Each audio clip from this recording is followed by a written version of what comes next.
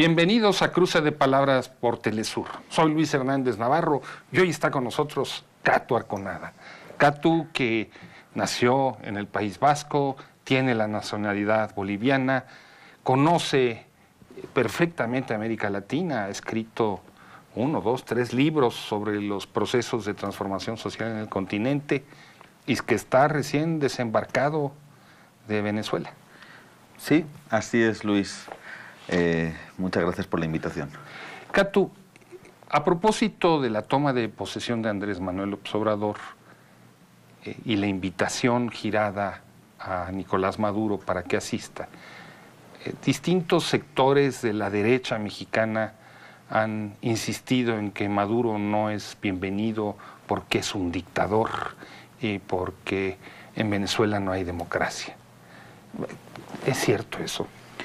Bueno, te digo también con un poco de tristeza que ojalá solo fuesen sectores de la derecha, ¿no? También ciertos sectores de una cierta progresía liberal se han quejado públicamente. Yo he sostenido algunos debates en redes sociales justamente de la llegada de Nicolás Maduro, aludiendo además a las violaciones de derechos humanos, etcétera, etcétera, ¿no? Yo creo que esto es una hipocresía tremenda. ¿Por qué hipocresía? Bueno, porque en primer lugar no he visto a nadie quejarse por la llegada de Mike Pence, vicepresidente de Estados Unidos, el principal asesino serial de derechos humanos, violador serial de derechos humanos del mundo. No he visto a nadie quejarse. Creo que la próxima vez que vayas a Estados Unidos vas a tener dificultades para cruzar la frontera. Sí, un saludo a la administración Trump. Tampoco he visto a nadie quejarse por la llegada del uribista Iván Duque, presidente de Colombia, ¿no? Porque ni siquiera estamos hablando de que Estados Unidos, que es el vecino del norte, estamos hablando de que si miramos hacia Sudamérica y en este caso hacia Venezuela, tenemos un país al lado, como es Colombia, donde cada día están desapareciendo a líderes sociales, donde llevamos como 150 líderes sociales asesinados desde la firma de los acuerdos de paz, y no hay nadie que proteste por esta llegada. Yo creo. Pero ahí hay una democracia, ¿no?, en Colombia. Claro, al parecer sí, una democracia liberal, tutelada, y donde parece que violar los derechos humanos mientras no salgan en CNN sale gratis, ¿no? Yo creo que, como te digo, es una hipocresía y a la vez es un gesto de soberanía del gobierno, del nuevo gobierno entrante de Andrés Manuel López Obrador, de invitar precisamente a todos los presidentes. Yo entiendo perfectamente que tenga que llegar un alto cargo de la administración Trump, finalmente son países vecinos. Entiendo perfectamente que pueda llegar cualquier otro presidente, aunque yo no comparta posiciones ideológicas con él, pero sí me parece una hipocresía que se critique justamente la llegada de Nicolás Maduro, presidente legítimo de un país donde, como digo, ni se tortura, ni se desaparece gente como sucede en otros países, ni mucho menos se provocan intervenciones o golpes de Estado en otras regiones del mundo, como en este caso sí hace, creo que eso ya no está en discusión, sí hace Estados Unidos.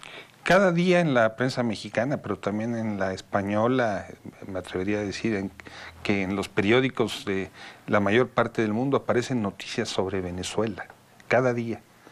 Hambre, migraciones, desabasto, violencia. ¿Cómo explicarnos ese fenómeno? Bueno, yo creo que es muy sencillo, ¿no? Siempre recordando aquella famosa frase medio políticamente incorrecta de Bill Clinton cuando decía es la economía, estúpido. Yo creo que en este caso es la geopolítica.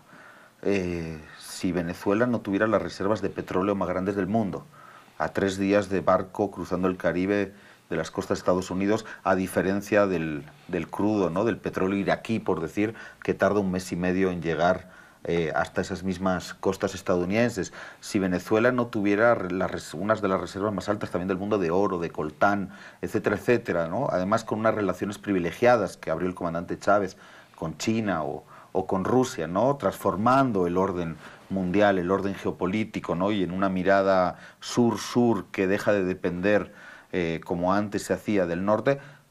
Ten por seguro, Luis, que no estaría pasando lo que está pasando, y ten por seguro que los medios no nos pondrían el foco en los problemas de un país que, por supuesto, como cualquier otro proceso, con gobiernos de izquierda o de derecha, tiene problemas, enfrenta problemas. Lo que hay que también examinar un poco más a fondo es justamente el origen y las causas de esos problemas, ¿no? Pero entonces tú sostienes que Venezuela es una democracia. ¿Qué elementos tienes para afirmar tal cosa? Los opositores venezolanos dicen que no es así, que estamos ante una dictadura.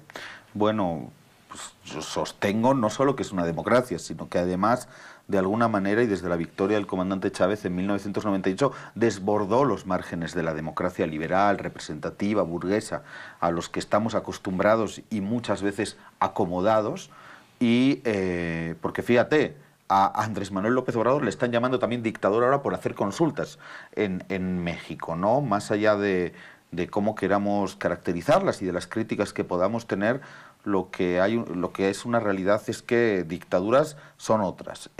Yo creo que Venezuela, acabo de estar ahí, vive un proceso muy complicado de guerra económica, de manipulación mediática, pero donde una y mil veces permanentemente la población puede votar en un sistema en el al que Jimmy Carter ha considerado el más seguro del mundo, ¿no? Esa urna electrónica con doble verificación, y donde incluso se han llegado a perder unas elecciones legislativas que el gobierno reconoció perfectamente frente a una posición absolutamente fascista. Yo lo que quisiera es que Venezuela tuviera una posición responsable con un proyecto de país diferente, que en todo caso intentase seducir a la mayoría de la población venezolana. Pero frente a eso lo que tenemos es una oposición que solo sabe salir a la calle, generar violencia, quemar viva a la gente, ¿no? Por ser chavista, por ser negra, por ser pobre, ¿no? Por ser de los sectores populares.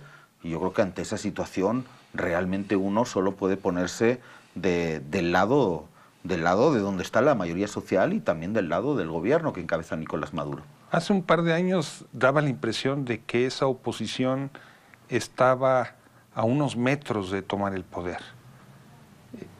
¿Es eso verdad ahora?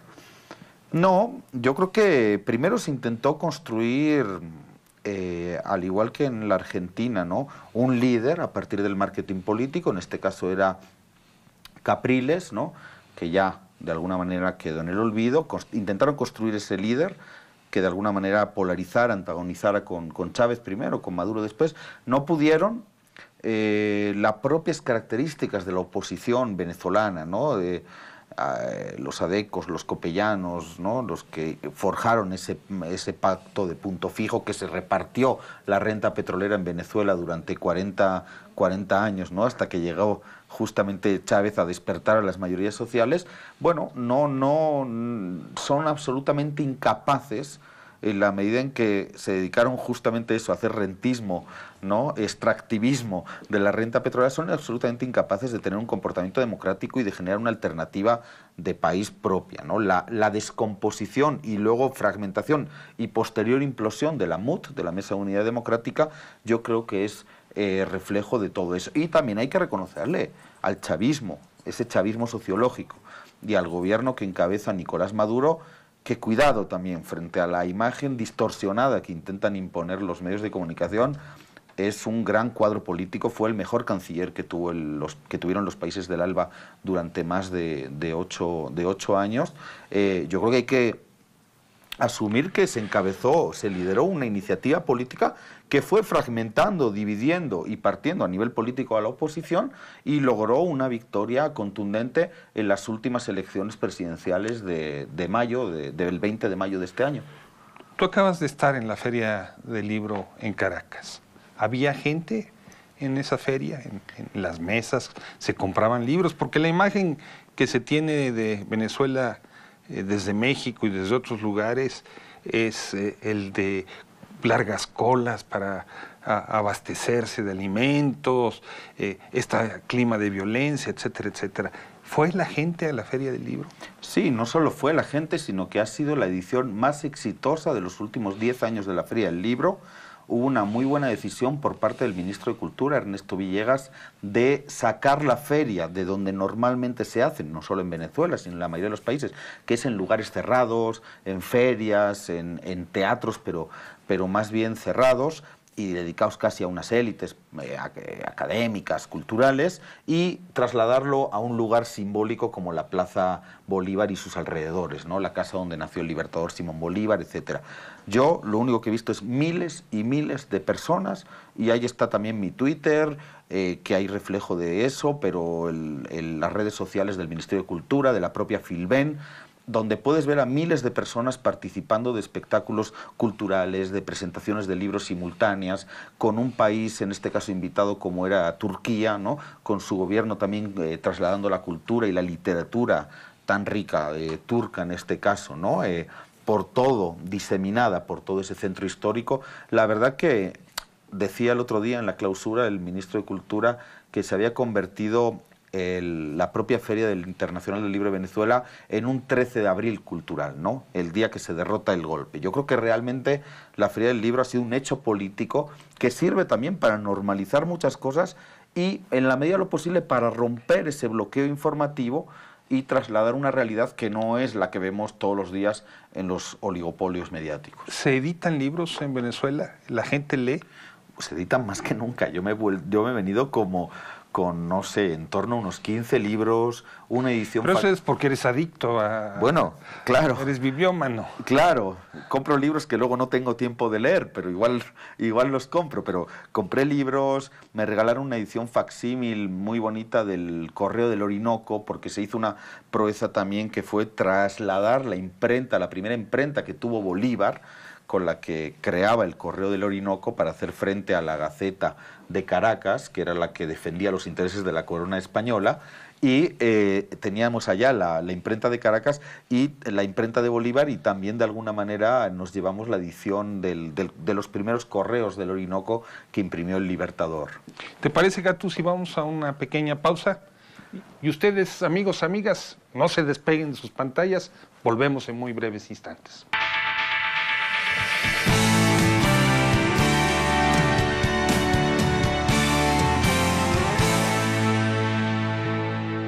Estamos ya de vuelta en esta edición de Cruce de Palabras con un invitado especial, Cato Arconada, recién desembarcado de Venezuela, Cato.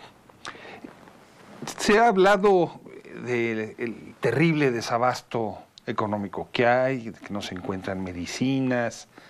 Decíamos hace un momento sobre las imágenes que transmiten los medios de comunicación de anaqueles vacíos en las tiendas, de gente haciendo cola, de reportajes sobre el extraperlo, sobre el contrabando.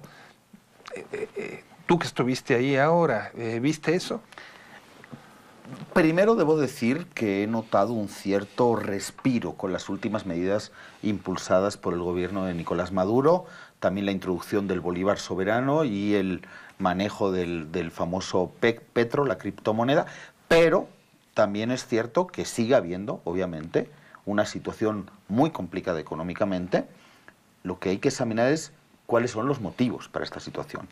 Hay que los motivos, lo que se dice es que hay un manejo patrimonial de la economía, estatizado, que no se respeta las leyes del mercado y que el mercado entonces está castigando a ese país con el látigo de su desprecio. Bueno, claro, si por mercado, así, mercados en abstracto, entendemos a unas élites económicas transnacionales que dictan las reglas y la financiarización de la economía mundial, claro, probablemente es cierto, ¿no? Igual que como comunidad internacional entendemos muchas veces, o se entiende por detrás, la decisión de los Estados Unidos y de la Unión Europea, ¿no?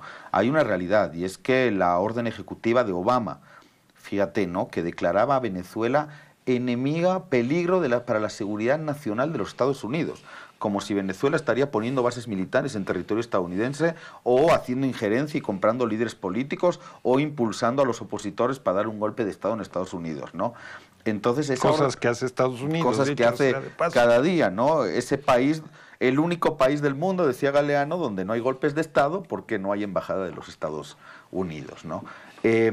Fíjate, en marzo del 2015, en marzo del 2013 muere el comandante Chávez, en marzo del 2015 se firma esa famosa orden de Obama que sobre todo ataca tres elementos o tres ángulos. El primero es en la medida en que coloca a Venezuela como un peligro para la seguridad nacional, coloca las transacciones financieras de Venezuela al mismo nivel que transacciones financieras de organizaciones terroristas como el Estado Islámico, el ISIS, y con la capacidad de bloquear cualquier transacción que Estados Unidos desee. O sea, si alguien desea mandarme un giro desde Venezuela, no se puede hacer. De hecho, sí.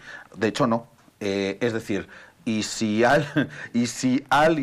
tú quieres mandar un giro a Venezuela, también puedes tener problemas, incluso aunque sea por medio de un banco mexicano, ¿no? Ese es el primer ángulo de este ataque multidimensional.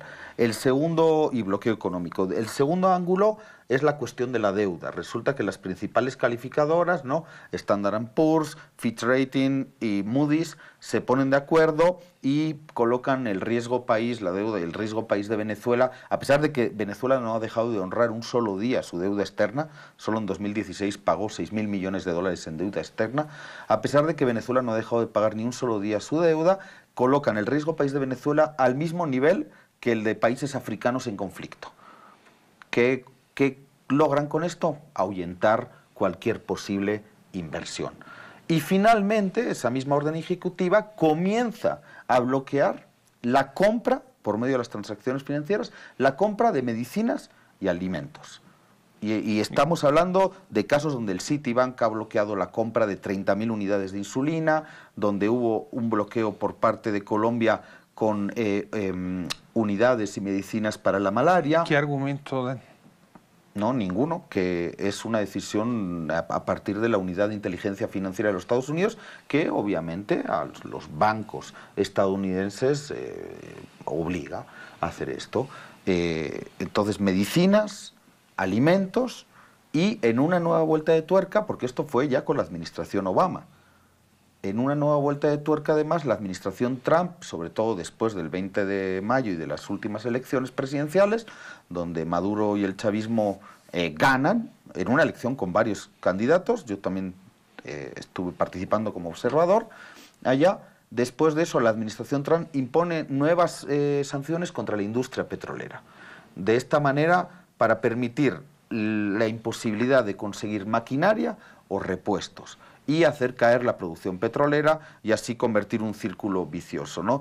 Te impongo bloqueo a las transacciones financieras internacionales para comprar medicinas y alimentos, para comprar repuestos para la industria petrolera, tu industria petrolera cae, puedes comprar menos y así nos convertimos en un círculo vicioso, en un ataque multidimensional contra la economía venezolana, ¿no? Muy similar de alguna manera, también con características propias, a la que en su momento se impuso contra Cuba mediante el bloqueo o a las sanciones también contra la industria petrolera o nuclear iraní. Los medios de comunicación insisten reiteradamente que estamos ante una crisis humanitaria.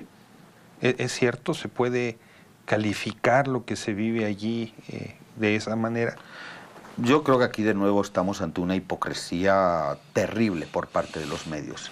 Fíjate que hay un periodista muy conocido de la principal cadena mexicana, ¿no? Bueno, corporación mexicana, Televisa, que se ha llegado a ir a la frontera de Venezuela y Colombia para hacer reportajes sobre lo que sucede allá, ¿no? Ignorando dos hechos. En primer lugar, una hipocresía porque en México, que es un país que ahora se ha puesto en el foco de atención por la caravana migrante y por la violación de los derechos humanos de los hermanos centroamericanos, nadie, absolutamente nadie, ningún medio de comunicación grande y transnacional o nacional se ha preocupado de informarse o de ir a Honduras justamente a ver cuáles son las causas. Un país que dio un golpe de Estado militar en 2009 contra Mel Zelaya, que dio un golpe electoral en las últimas elecciones, reconocido hasta por la OEA y la Unión Europea. No hay más que leer el informe de observación electoral, que habla de manipulación informática, de las actas, etcétera, etcétera. Un país que es la principal base aérea de los Estados Unidos, y en el que la población vive sumida en la doctrina del shock neoliberal y en la pobreza y desigualdad absoluta, y tienen que huir y migrar. Pero hay una enorme inmigración en Venezuela, eso no se puede ocultar. Hay una migración grande por motivos económicos, porque esa es otra de las manipulaciones informativas que estamos viviendo. Se habla de refugiados políticos, se habla de asilados. No hay más que ver lo que dicen todas las convenciones internacionales para saber que esas personas son migrantes económicos. Migrantes económicos en más de un 50%, según la última encuesta de población, vivienda y bienestar que se hizo en Venezuela, en más de un 50% de clase alta o clase media alta, en más de un 50%. Y esa gente, con todo su legítimo derecho, busca un futuro económico mejor, justamente por esa situación complicada que se vive a nivel económico, ¿no? Están migrando, pero claro, aquí empieza a haber una serie de trampas mediáticas y de manipulación como por ejemplo mediática. Como por ejemplo, se toman las cifras de venezolanos que diariamente traspasan la frontera Venezuela-Colombia vía Cúcuta, ¿no? 30.000 venezolanos, se habla que diariamente traspasan. ¿Buscando trabajo? Sí, y muchos de ellos van a trabajar a Cúcuta durante el día y regresan en la noche. Fíjate que si tomamos esos 30.000 venezolanos que dictan la mayoría de los medios, estaríamos hablando de un éxodo, ahí sí sería un éxodo migratorio de 10 millones de venezolanos a 11 casi millones de venezolanos anuales. No es cierto, 30.000 venezolanos se mueven constantemente en la frontera entre Venezuela y Colombia, como, no tengo las cifras, pero son miles y miles los mexicanos y los estadounidenses que diariamente atraviesan la frontera entre Tijuana, de Tijuana a Estados Unidos. La CNN habló recientemente de 870.000 venezolanos en Colombia. Asumámosla como cierta. En primer lugar, muchos están en tránsito. Y en segundo lugar, fíjate que son 10 millones de colombianos los que en los últimos años han migrado fuera de Colombia. Tan solo 5 millones de ellos... 1 a 10. Sí, 1 a 10. 5 millones de ellos están en Venezuela. Carnetizados además, porque es algo que el resto de países sudamericanos no han hecho con los venezolanos que justamente están migrando por motivos económicos, ¿no? Entonces yo creo que se produce una gran hipocresía, ¿no? Éxodo migratorio es el que se está produciendo en Centroamérica, el que estamos viviendo en México, ¿no? El de, como digo, ya miles de hermanos centroamericanos y hermanas centroamericanas en Tijuana en estos momentos. Eso es un éxodo migratorio y hay que examinar las causas. Entonces, claro que hay una migración importante que se ha agravado en los últimos años de Venezuela para otros países, pero no es ni de lejos la que los grandes medios nos están construyendo. Una y otra vez se maneja esta idea del colapso total de la economía venezolana y el quiebre de la sociedad venezolana. ¿Es verdad eso? No, ya digo, ¿no? Yo creo que no estaríamos hablando de esta situación tan complicada si Venezuela no fuese justo eso, ¿no? Las reservas de petróleo más grandes del mundo, más grandes, las reservas certificadas más grandes del mundo, ¿no? Ni siquiera estaríamos teniendo esta discusión y, por supuesto, no estaría sucediendo lo que sucede en Venezuela. Hay problemas, sí, como en cualquier otro país, como en cualquier otro gobierno. Hay mucha gente que en su momento estuvo acostumbrada a unos altos niveles de vida, que ha decidido migrar ante las dificultades económicas y está en todo su derecho, son migrantes económicos y ojalá el resto de países de América Latina, de Sudamérica y de América Latina los apoyen y les den su carnet, su residencia y su visa, pero desde luego, como digo, yo creo que aquí sí se produce una operación mediática que empezamos a ver cuando surgieron las guarimbas. Fue también el inicio probablemente de la construcción de las fake news, ¿no?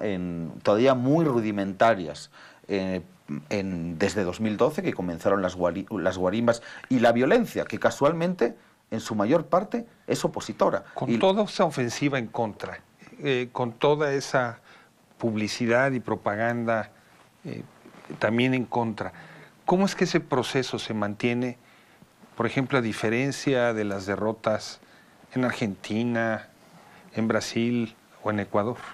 Pues yo creo que ahí de nuevo hay que pensar ese concepto todavía complejo de descifrar, ¿no? Sobre todo desde fuera, que es el chavismo, ese chavismo sociológico, esa politización extrema de la sociedad. A mí en 2003, en un barrio muy popular de Caracas, en mi primera visita, 23 de enero, La Cañada, los compañeros allá me decían, Chávez nos dio la dignidad, Chávez nos hizo recuperar la dignidad. Y con Chávez o sin Chávez, al pasado no volvemos nunca más. A ese pasado neoliberal, a ese pasado que de alguna manera tuvo su máxima expresión en el Caracazo, ¿no? En las reformas neoliberales que dejaron luego miles y miles de muertos en las protestas populares, en la resistencia contra esa implementación del neoliberalismo, ¿no? Y ese alza de los precios, etc. Ese pueblo que sufrió el Caracazo, que ha tenido miles de muertos en su historia, tiene claro que el pasado no quiere volver. Y es crítico con el gobierno chavista, con la revolución bolivariana, es crítico con el gobierno de Nicolás Maduro, pero de alguna manera hay una conciencia popular que quizás por falta de formación política y de formación ideológica, sobre todo entre los sectores populares, no se dio en otros procesos. Catu, muchas gracias por estar con nosotros hoy en este cruce de palabras, mostrándonos el lado oculto de la luna. Porque lo que los medios nos están mostrando es solamente una parte de la luna, tú dices, no, hay un lado oculto que nada tiene que ver con ese lado iluminado. Y a ustedes, amigos, amigas, muchas gracias por su amable compañía, y ya saben, los esperamos la próxima semana aquí en Cruce de Palabras por Telesur.